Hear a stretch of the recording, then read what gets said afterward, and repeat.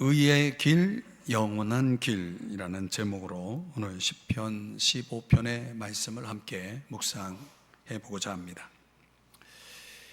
이 시편 15편은 고대 그 예배자들이 절기 때 하나님 앞에 나와 이 성문, 이 성막, 성소 뜰 입구에서 암송을 했던 말씀입니다. 하나님께 나아갈 자가 누구냐? 그분 앞에 그분과 함께 머물 자, 거할 자가 누구냐라는 그 물음을 던지면서 주님을 만날 준비를 했다는 겁니다. 오늘 우리가 살펴보는 이 본문 속에서 지난주에 살펴봤던 14편 5절 보면은 하나님이 의로운 자와 함께 계심이라 그랬습니다. 하나님을 만나는 사람들은 누구냐면 의인들이라는 거죠. 오늘날 말하면 교회입니다. 교회는 의인들의 모임이죠. 히브리서 12장에 의하면 이 하늘의 시민권을 가진 자들입니다. 그런 자들이 이 세상을 살아갈 때 빌립보서 2장 15절에 말씀하는 것처럼 세상 사람들과 차이를 보일 수 있어야 되는 거죠. 세상 속에서 빛들로 나타나는 사람들, 하나님 앞에 흠없는 자녀로 서 있는 것이 중요합니다. 그런 차이를 가지고 있는 자만이 하나님 앞에 나설 수가 있는 것입니다. 이 유대인들에게는 이제 의인이 되려면 랍비들의 가르침에 따르면은 613개의 계명을 지켜야 의인이 될 수 있다고 가르쳤습니다. 랍비들의 가르침입니다. 오늘 성경 15편은 12개의 계명을 따라야 하나님 앞에 하나님과 함께 거할 수 있는 의인이 될 수 있다고 말합니다. 이사야 33장 15절 16절에서는 읽지는 않겠지만은 여기서는 이사야는 의인이 되려면 이 6개의 이 안에 담긴 6개의 계명을 지켜야 한다라고 가르쳤습니다. 점점 줄고 있죠. 미가 선지자는 미가서 6장 8절에서 6개에서 반으로 줄여가지고 3개의 계명을 지켜야 의인이 될 수 있다, 하나님 앞에 설 수 있다라고 그렇게 가르쳤습니다. 정의, 사랑, 겸손, 이런 것들이죠. 그런데 여러분이 잘 아는 하박국 선지자는 이 3개도 많다, 하나로 줄이자. 그래서 하박국 2장 4절에서 자막을 보면서 한번 읽겠습니다. 시작. 의인은 그의 믿음으로 말미암아 살리라. 아멘. 하나로 줄였어요. 이 하나의 계명. 믿음이라는 건 당연히 예수 그리스도를 믿는 믿음이죠. 그 예수 그리스도를 믿는 믿음으로 우리가 어떤 은혜를 입습니까? 죄 사함을 받죠. 죄 용서를 받고 또 주님이 우리 가운데 들어오시죠. 우리는 그걸 영접이라고 말하죠. 영접하는 자, 곧 그 이름을 믿는 자들에게는 하나님의 자녀가 되는 권세를 주셨으니, 그러니까 영으로 우리 예수 그리스도께서 우리 마음에 들어오시는 주님이 임마누엘 하시는, 함께 하시는 하나님으로 우리와 함께 동행하시게 되죠. 이런 걸 우리는 구원의 사건이라고 말합니다. 신앙생활 속에서 저와 여러분이 의인 되기 위해서 우리에게 요구되는 가장 중요한 건 믿음인 거죠. 그 믿음을 우리가 소유해야 합니다. 다른 거 다 가지고 있는데 믿음이 없다 그러면 꽝입니다. 이 믿음으로 우리가 구원을 받는다라고 했을 때, 오늘 이 시편 15편은 믿음으로 구원받은 이들이 하나님 앞에 나올 때 자기 점검이 필요한 거죠. 그 자기 점검과 함께 우리에게 요구되어지는 삶의 책임이라는 것이 있는데, 의인으로서 우리의 삶에 반드시 있어야 될 세 가지를 이 시편 15편이 우리에게 가르쳐 주고 있습니다. 전체는 12개인데 그 12개를 좀 조각을 해서 3개로 구별을 하면은 오늘 우리가 믿음으로 구원을 받은 의인된 우리들이 삶 속에서 있어야 할 3가지를 오늘 함께 묵상하면서 오늘 우리의 기도의 제목으로 삼고자 합니다. 첫 번째는 주님의 임재를 갈망하는 겁니다. 주님의 임재를 갈망하는 거다. 오늘 1절 말씀을 보면 여호와여 주의 장막에 머무를 자 누구 오며 주의 성산에 사는 자 누구 오니까. 이 시편 15편은 우리가 잘 아는 대로 다윗의 시입니다. 이 다윗이 이런 갈망을 가지고 있는 거죠. 주의 장막에 머무르고자 하는 갈망, 주의 성산에서 살고 싶은 갈망.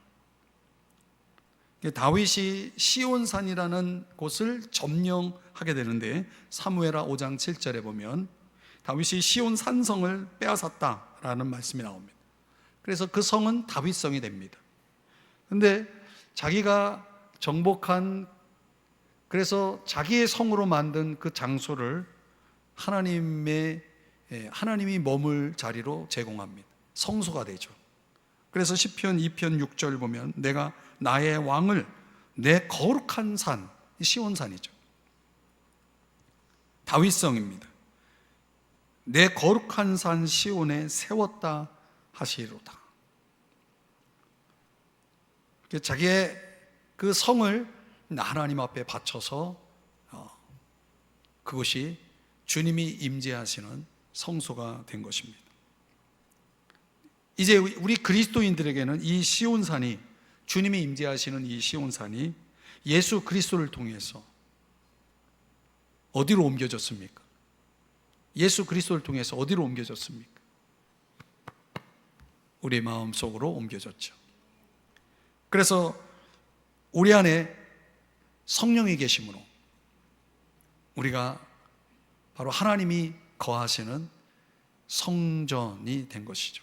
고린도전서 3장 16절에 말씀하는 것처럼 우리가 하나님의 성전이다라고 말하고 있습니다. 왜냐하면 하나님의 성령이 우리 안에 계시기 때문에. 성령을 받은 사람에게 해당되는 거죠. 성령이 없다면 성전이 아니죠. 근데 그 성전되어서 성령 안에서 그리스도인으로서 하나님의 성전을 담고 있는 사람들이 죽으면 어디 갑니까? 히브리서 12장 22절에 말하는 것처럼 하늘의 도성, 하늘의 예루살렘, 하늘의 시온산, 바로 저 천국이라고 하는 곳으로 가게 되어지는 것입니다. 영원히 거할 하늘의 도시죠. 그러니까 지금 제가 성경 전체에 흐르고 있는 성전을 지금 설명드린 거예요. 그러면서 1절에서 이런 다윗의 이런 물음이 오늘 본문에 나오는 것은 주의 장막에 머무를 자 누구냐? 이 물음을 누구에게 던지고 있는 겁니까? 먼저는 자기 자신이죠. 과연 나는 이곳에 머물 만한 자가 되느냐? 이런 물음을 다윗이 던진 이유는 이곳에서 살고 싶은 거예요. 이곳을 너무 사랑하는 거예요. 너무 함께하고 싶은 거예요. 주님을 너무 더 알고 싶어 했다는 것입니다. 주님과 더 깊이 교제하고 싶었던 거죠. 다윗이 왕 아닙니까? 왕이 얼마나 바빠요. 그러나 다윗의 마음은 주의 장막에 있었다는 거죠. 그 어느 것보다도 그 시간, 그 장소, 바로 그분이 너무너무 사랑스럽고 알고 싶고 함께 교제하고 싶었던 거죠. 그러나 다윗은 주의 장막에 들어갈 수 없는 신분이죠. 왕이기 때문에 제사장만이 주의 성막에 들어갈 수 있어요. 어느 정도의 거리를 유지하지만 이미 다윗의 마음은 그 안에 들어가 있는 거죠. 여기 1절에 머물다라고 하는 이 단어는 이 abide라는 단어인데 구루라는 단어입니다. 낯선 사람처럼 손님처럼 머물다라는 뜻입니다. 손님처럼 머물다. 근데 여기 그 다음 단어 주의 성산에 사는 자라고 하는데 할 때 그 살다라고 하는 듀엘이라고 하는 샤칸이라고 하는 단어는 아주 영원히 거하는 겁니다. 그러니까 잠시 머물고 있는 것과는 차원이 다른 다윗의 마음은, 다윗의 갈망은 아예 샤칸에 있었다는 거예요. 이 샤칸에서 나온 단어가 무슨 단어냐면 쉐키너라는 단어입니다. 이 단어가 무슨 뜻이냐면 출애굽기 25장 8절에 나오는 단어입니다. 거할이라는 단어입니다. 임재, 영광 이런 단어입니다. 그러니까 하나님이 임재하실 때 그 임재하신 곳에 영광이 가득하다 할 때 그 임재를 가리키는 단어 쉐키나라고 하는 단어가 이 샤칸이라고 하는 단어에서 나온 겁니다. 그러니까 다윗은 그 영광 속에 머물고 싶은 거죠. 그의 간절한 열망은 어떻게든 하나님과 함께 하고 싶은 거예요. 그냥 잠깐 있는 게 아니라 영원히 그분과 함께 하고 싶은 거예요. 그래서 다윗의 시편 23편 6절 그의 고백이 뭡니까? 내가 어디서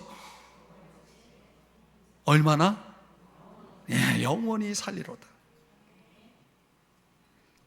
정말 아멘이십니까? 당장이라도 가고 싶어요?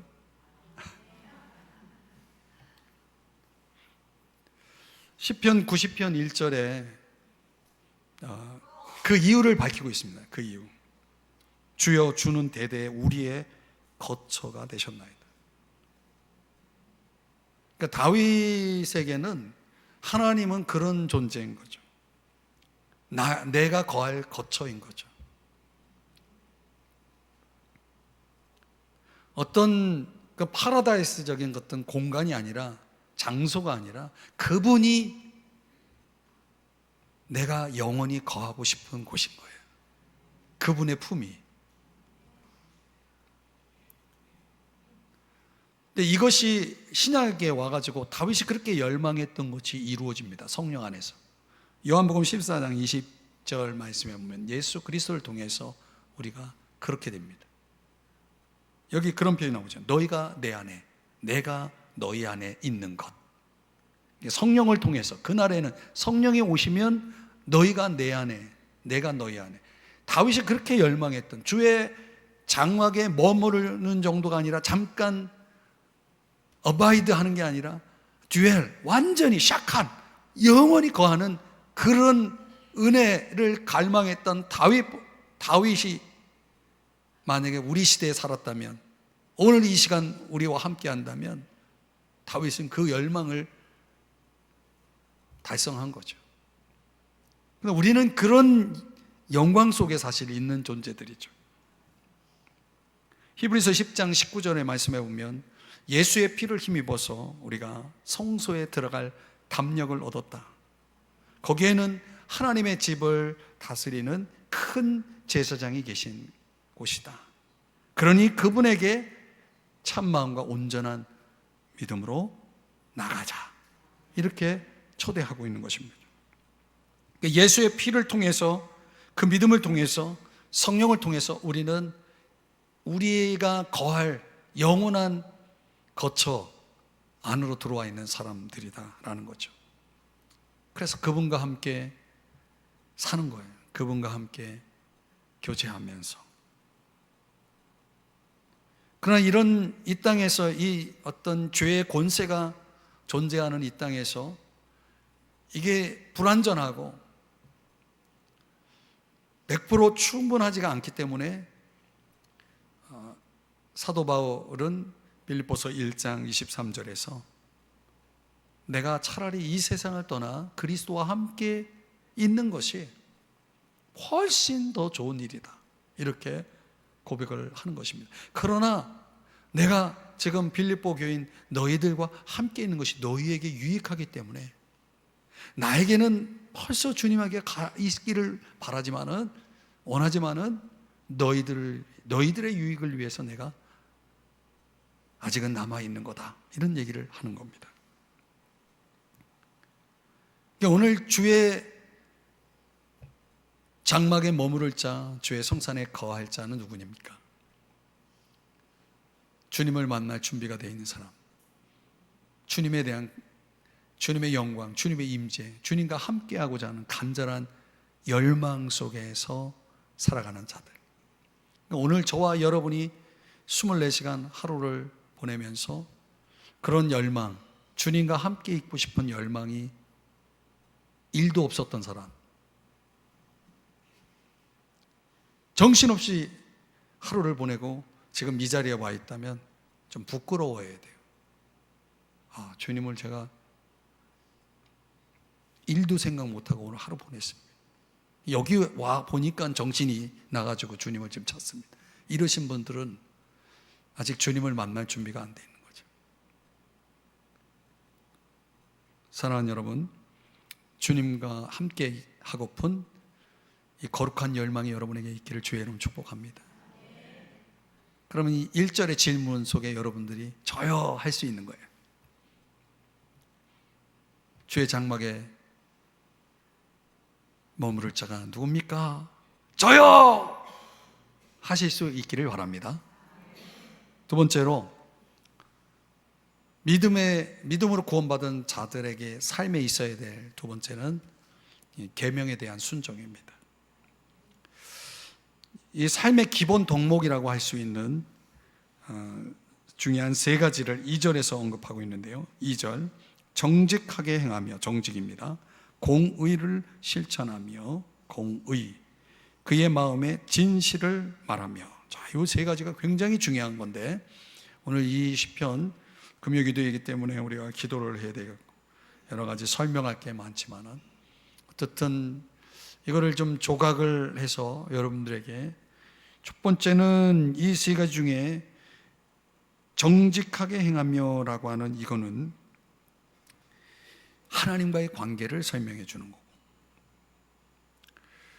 네, 벌써 보여주니까 설명을 해야 되겠지만은, 또 공의를 실천하며, 요거는 세상과의 관계 속에서, 그리고 그의 마음의 진실을 말하며, 요거는 인간관계 속에서 우리가 삶 속에서 간직하고 있어야 될 덕목을 설명하는 겁니다. 좀 하나씩 들여다보면 조금 전에 보여줬던 2절에 정직하게 행하며, 행한다는 건 생활 방식을 얘기하는 거거든요. 근데 이 정직이라는 단어가 우리말 번역상의 내용과 여기서 설명하려고 하는 것이 조금 번역이 좀 미흡해요. 이 영어 성경에는 blameless라고 하는 단어를 씁니다. 흠 없다라는 단어입니다. 근데 이 흠 없음을 정직하게 행하며에 대한 실천적인 내용이 4절에 나와요. 4절, 그의 눈은 망령된 자를 멸시하며 여호와를 두려워하는 자들을 존대하며. 이게 현대인의 성경에서는 하나님을 저버린 자를 멸시하며 여호와를 두려워하는 자를 존중하고, 이런 성품을 가지고 있는 자를 정직하다, 이렇게 성경이 말하는 겁니다. 이 blameless라고 하는 단어를 쓰는 겁니다. 그래서 정직하게 행하며를 더 잘 번역을 했다면 신실하게, 또는 충성되게 이렇게 번역을 했다면 여기에서 나오는 정직이라는 단어를 잘 설명해 준 것이라고 볼 수 있습니다. 그러니까 하나님 앞에서 우리는 어떻게 살아야 되냐면 정직하게 살아야 된다는 거예요. 다시 말하면 신실하게 충성되게 살아야 된다는 거예요. 그렇게 살았던 사람 중에 노아가 있어요. 그래서 창세기 6장 9절에 뭐라고 말하냐면 당대의 완전한 자라. 여기서 말하는 완전한 자라는 단어가 오늘 2절에서는 정직하게 행하며 라고 말씀하고 있는 거예요. 같은 의미인 거예요. 다시 말하면 노아는 그 노아 시대에 하나님과의 관계 속에서 노아처럼 충성된 사람이 없었다. 신실한 사람이 없었다. 이런 얘기죠. 창세기 17장 1절에 하나님께서 아브라함이 이스마엘을 낳는 죄악을 범하고 하나님의 음성이 오랜 시간 동안 멈춰 있다가 하나님이 이 명령을 내리십니다. 너는 내 앞에서 행하여 완전하라. 이 완전하라라고 하는 단어 역시 브레임리스입니다. 주님께 온전히 충성하라 이라는 뜻입니다. 하나님 말씀에 순종하라는 거예요. 충성하라는 거죠. 시편 101편 2절에 그 단어가 섞여서 나옵니다. 완전한 마음으로 하나님과의 관계 속에서 우리의 마음이 완전한 마음이 된다. 6절에서는 충성된 자를 이렇게 표현하고 있죠. 정말 주님께 충성되고 신실한 사람들은 주님 앞에 신실하게 살아가는 사람을 존중해요. 그 코드가 맞는 거예요. 주님께 신실한 사람들은 주님께 신실하게 살아가는 사람들을 존중해요. 그 반대로 살아가는 사람들을 구별하죠. 교회는 주님께 신실한 사람들이 많아야 됩니다. 그래야 교회가 될 수 있죠. 근데 교회 안에 신실하지 못한 사람들이, 충성되지 못한 사람들이 많으면 어떻게 되냐면 잠언 25장 26절에 말씀하는 것처럼 물이 흐려져요. 샘이 더러워져요.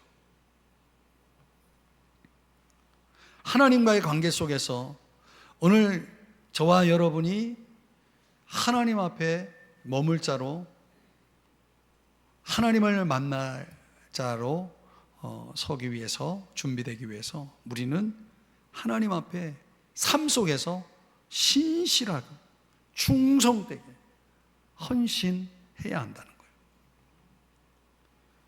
세상 속에서는 어떻게 살아야 됩니까?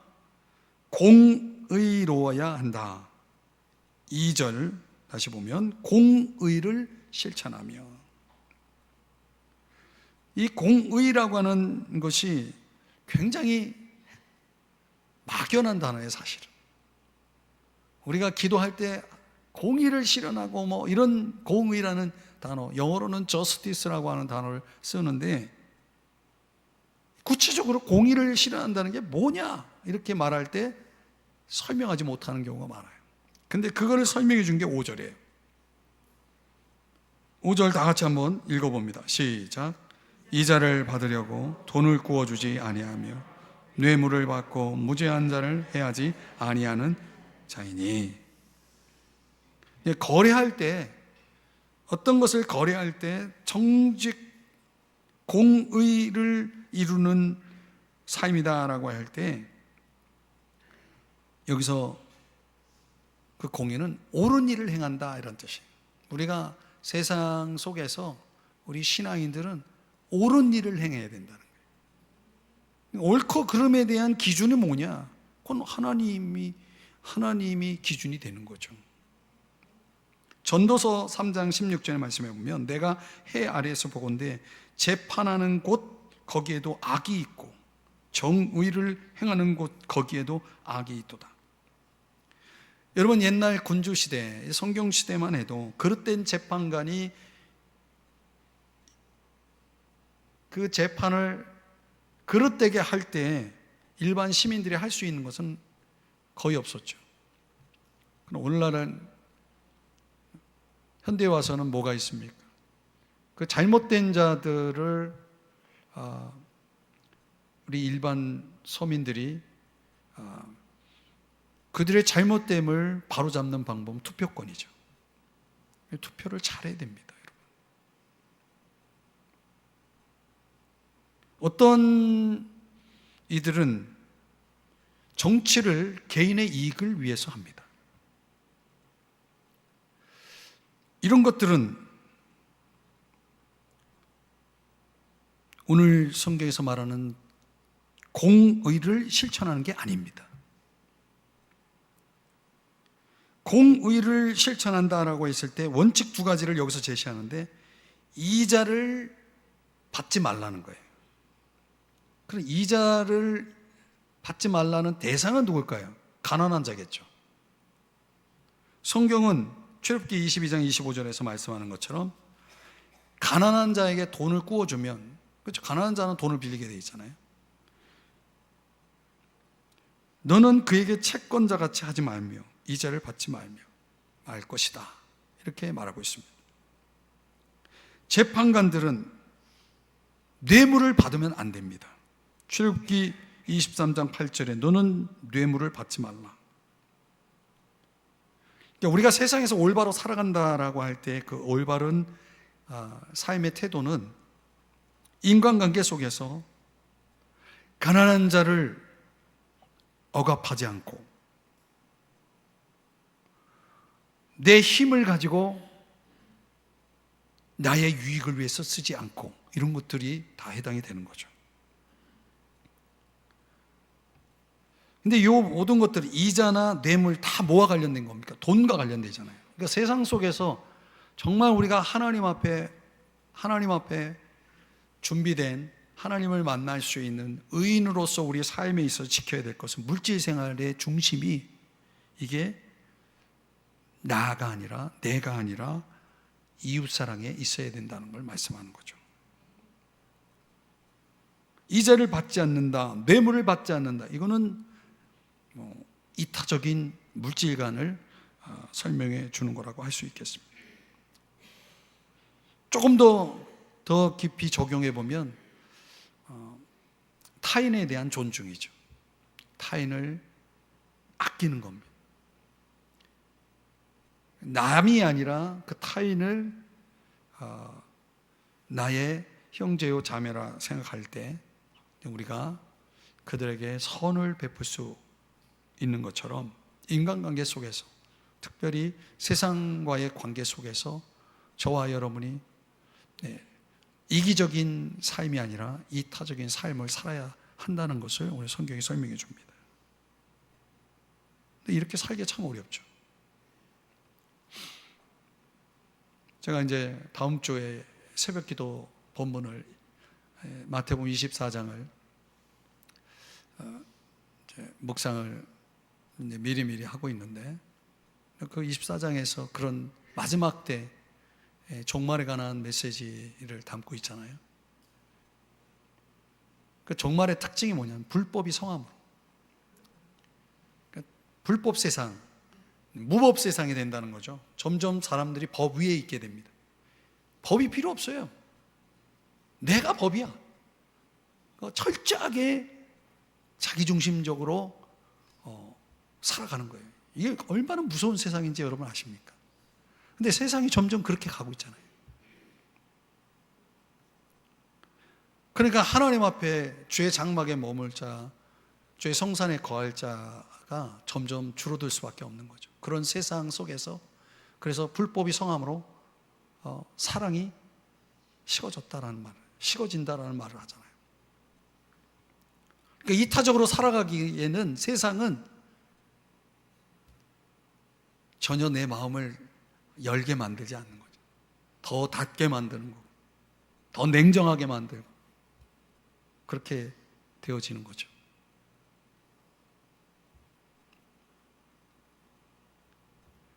인간관계 속에서 오늘 본문 2절 말씀에 보면은 그의 마음의 진실을 말하며 그랬습니다. 진실을 말한다. 정확하게는 진리를 말한다라는 뜻이죠. 진리를 말하는 사람들의 특징이 뭐냐면 3절 4절 그의 혀로 남을 허물하지 아니하고, 참 중요한 겁니다. 그의 이웃에게 악을 행하지 아니하며 그의 이웃을 비방하지 아니하며, 4절 그의 마음에 서원한 것은 해로울지라도 변하지 아니하며. 다 뭐와 관련된 거예요? 말과 관련돼 있죠. 인간관계는 뭘로 이루어집니까? 소통으로 이루어지냐? 커뮤니케이션이죠. 대화죠. 말이 오고 가는 거죠. 그 말이 어떤 말들이 오고 가느냐가 그 사람이 하나님 앞에 설 수 있는 의인이냐 아니냐를 결정하는 거예요. 굉장히 중요한 거죠.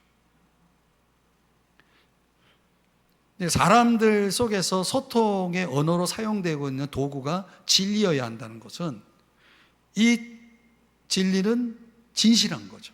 참된 거죠.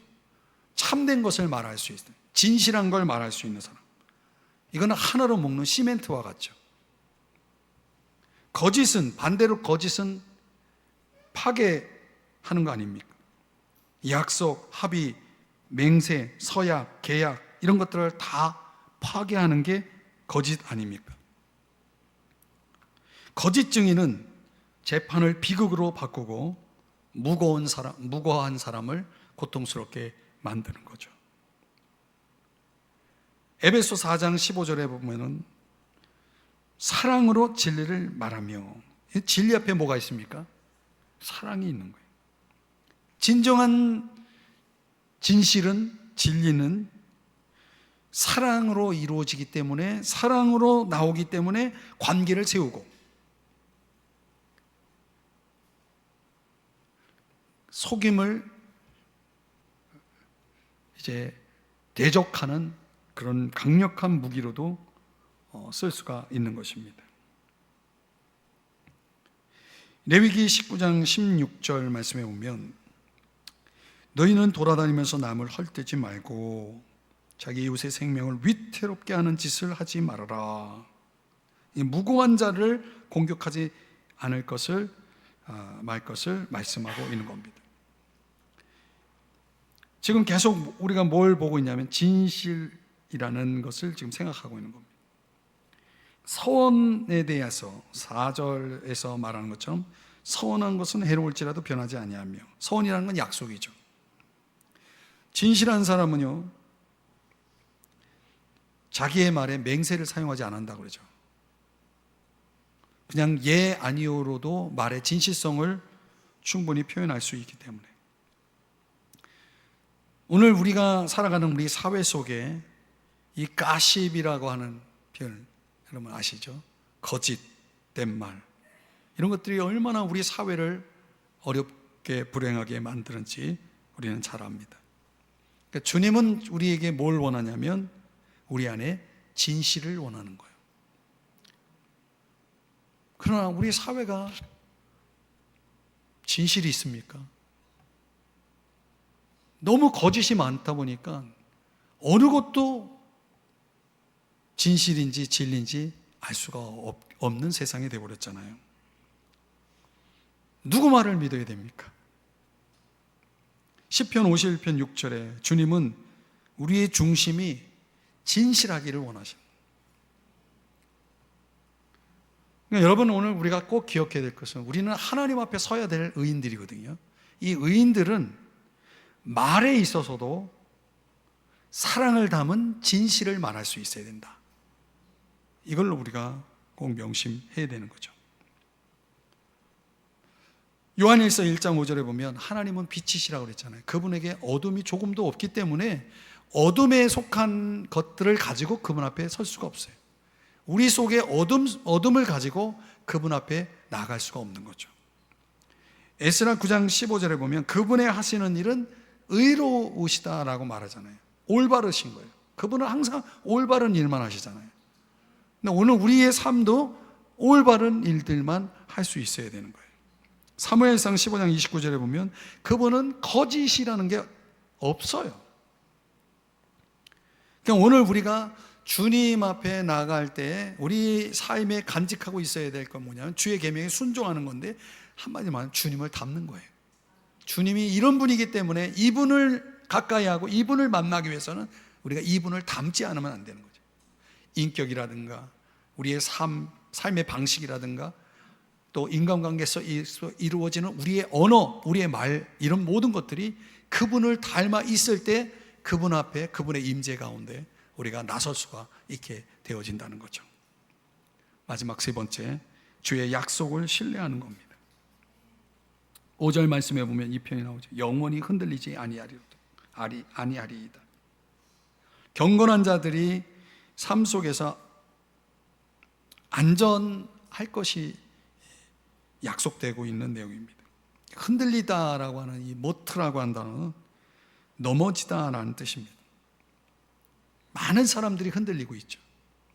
요한일서 2장 17절에 보면 흔들리지 않는 사람은 어떤 사람들입니까? 하나님의 뜻을 행하는 자만이 흔들리지 않습니다. 그런데 여러분 아십니까?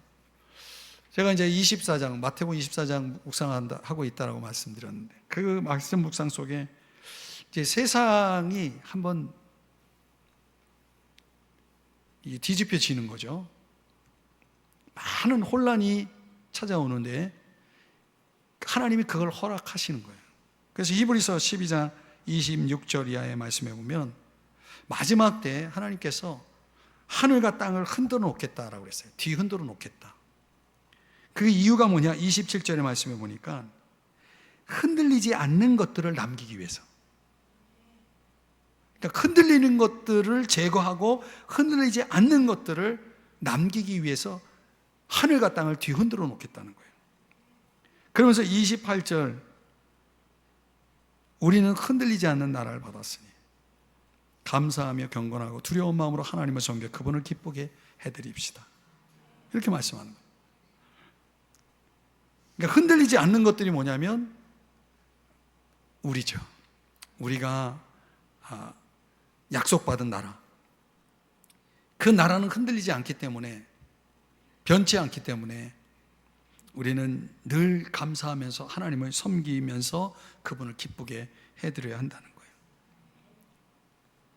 이 마태복음 7장에서 우리가 살펴본 내용이지만 24절 25절에는 하나님은 어떻게 흔들까를 생각을 해봤어요.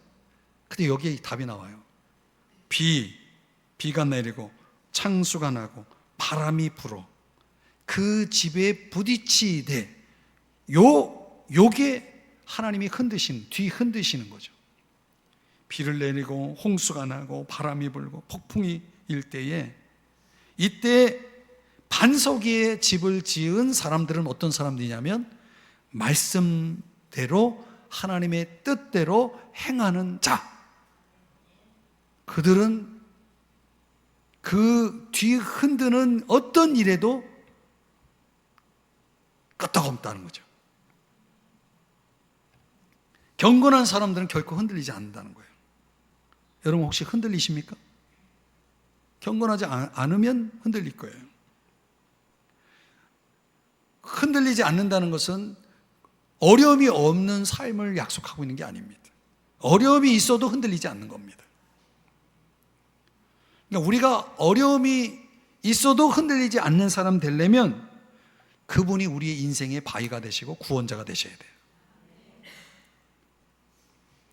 어느 어머니가요, 대학 간 아들을 이제 나가서 기숙을 하니까 어느 날 이제 그 기숙사 방에 찾아간 겁니다. 갔더니 벽에 한 12개 넘는 눈 뜨고 볼 수 없는 그림들이 다 붙어 있는 거예요, 벽에. 그 외설적인 그림들이. 엄마가 너무 실망해가지고 그 벽에 붙어 있는 12개 이상의 덕지덕지 붙어 있는 그 그림을 보면서 우리 아들이 이 수준밖에 안 되는구나. 그래가지고 너무 실망하는, 아무 말 하지 않고 집에 와가지고 아들에게 소포를 하나 보냈어요. 택배를 하나 보냈는데 액자, 예쁜 액자, 시편 15편 1절 2절 말씀 구절이 있는 액자를 보냈어요. 그 책상 앞에 그 액자를 붙여놓게 했어요. 그 외설 그림이 붙어있는 그림 옆에 말씀 액자가 달렸어요. 근데 그 구절을 볼수록 이 아들이 양심에 찔리기 시작했어요. 그래서 그 구절 옆에 있는 외설 그림을 하나 떼었어요. 다음 날 또 보니까 또 찔렸어요. 그래서 또 떼었어요. 하나를 또 떼었어요. 날마다 하나씩 떼었어요. 그래서 그 아들 기숙사 방에는 시편 15편 1절 2절 말씀 액자만 남았다고 합니다. 여러분, 우리가 거룩한 삶을 사는 열쇠가 뭡니까? 우리 안에 하나님 말씀이 가득 차면 다른 게 붙어 있을 수가 없어요. 그 성경 구절이 붙어 있는 한 다른 것은 붙을 수가 없는 거예요. 하나님의 말씀이 우리 속에 내면에 깃들 때에 그때 죄는 어둠은 힘을 잃게 돼 있고 떠나가게 돼 있는 거예요. 그 아들에게 그런 일이 벌어진 거죠. 죄를 깨닫게 하고 사물을, 세상을 하나님의 관점으로 보게 하는 것, 이게 다 뭐예요? 하나님 말씀이죠. 악한 길을 포기하게 만드는 것, 이게 뭐예요? 하나님 말씀이죠.